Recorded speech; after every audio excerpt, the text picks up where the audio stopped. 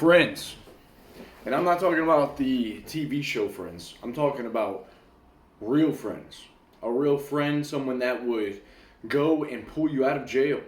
If you were stuck in a Mexican jail, no way out, they would travel to Mexico and they would come and get you out until they got you out, man. Any sum of money, you could just count on them. You're like, yep, I'm in here for the next 15 years, but guess what? My boy, my mate, is coming to get me, man. I know it without a doubt, without a shadow of a doubt. He's my friend. We were in it through thick and thin.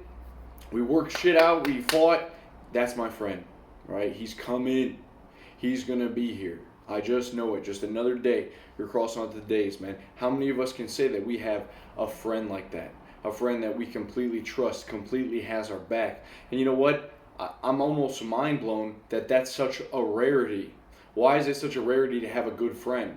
Why does it seem like our friends, like it's hard to make friends in the first place and actually stick side by side until you get older?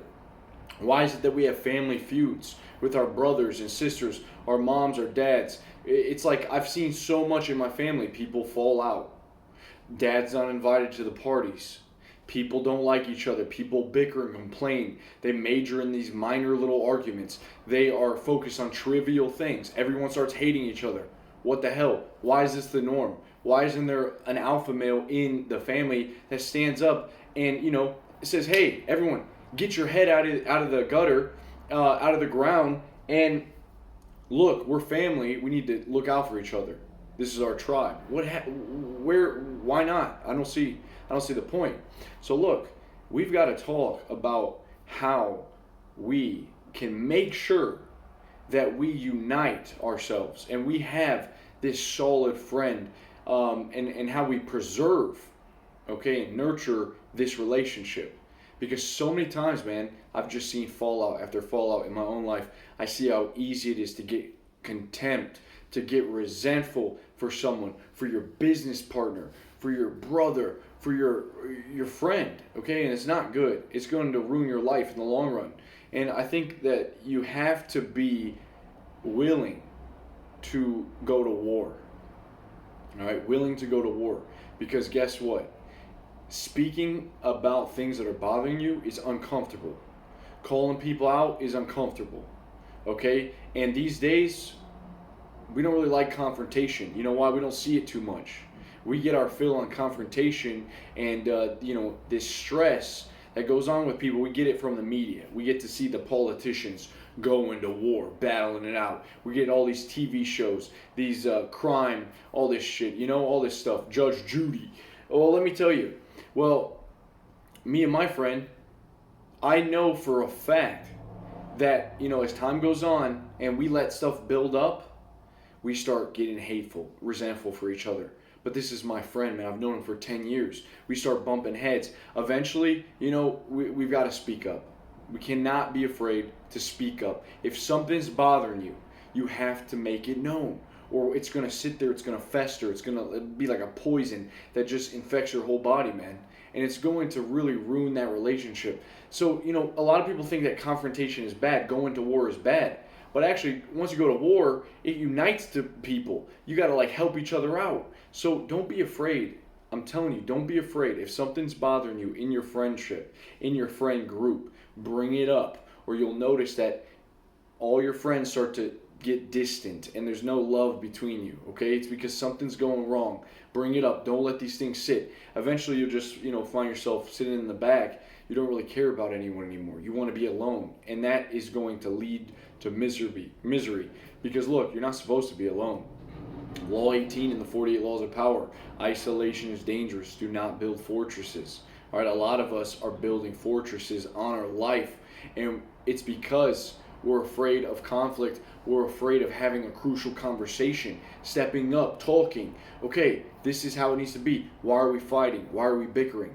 We need to change the focus from this trivial little matter, and we need to go and focus on the bigger goal. All right, that leads me to point number 2. Always focus on the bigger goal. A lot of you guys are working with friends. You're trying to create a business with a friend. Be careful with that, obviously, or a family member. But if you're already in it, right, you're already invested, think about the bigger goal. It's not just about here and now, today. There's a bigger goal, a mission that needs to be accomplished, and you've got to hash it out. You've got to work it out. So what that takes is a crucial conversation, and these are uncomfortable, but it's what reveals it. It brings up everything from the depths. It brings it to the light, and then you can just clean it up. Okay, so you can't be like someone that just hates confrontation. You think it's a negative, toxic, masculine trait. No, it's good. Okay, fighting, right? Kind of archaic. You don't always fight your friends. Maybe that could be helpful though. You know, a little boxing session, a little wrestling match, a little aggression. But what really helps is talking. Okay, speaking the truth, or bringing out the sword and being like, hey man, look, this is bothering me. This has to change. And you can go about it in a tasteful, tactful way. You don't got to yell and get angry and all mean. No, just talk it out like a grown man and then bring it to the light. Then you can work things out. And it gets uncomfortable. You might be shaking a little bit. You might be like inside, you feel like, oh, I hate this feeling. Eventually that subsides. And you two will grow from that. You will actually get a better relationship. And if you fight often, right, you catch yourself in these, it gets better, right? It gets better. You keep fighting and fighting. You're like, oh, I know that we'll work it out. I know that it will work it out. There's a quote by Stephen Covey from his book. And what he says is, seek first. I would live by this. Seek first to understand and then to be understood. And a lot of us don't live like that. We're not seeking to understand how other people are feeling. We just want ourselves to be understood. So seek first to be understand and then be understood, because maybe they're making a good point, but you don't want to accept that. So you've really got to open up your mind, because obviously being proven wrong does not feel good. Okay, but if you want your relationships to be strong and you want to work with people, you better make sure that you start to develop more of a listening attitude and have empathy towards them. That way you can really like understand them and work things out. Because guys, look, you can't do it alone.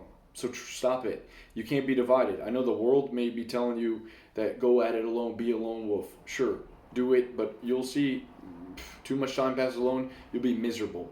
Don't let your friends fade away into oblivion. And if you don't like your friend group now, everyone's sitting around smoking weed, they're getting drunk every Friday, well then be the change that needs to happen in that group. All right, go do something else, or go make new friends. Be the person that attracts higher quality friends. Okay, but nurture the relationships you're with, and don't get stuck. Okay, in bickering, in growing resentful, because that's going to make your life miserable. All it takes is a moment of courage. Grab your nuts. It may feel a little bit anxious. You may be afraid, but work it out. Okay, go to war, and then unite the army. All right, guys, that's it. I think this is very important. Seek first to understand and then to be understood. I'll talk to you soon. Peace.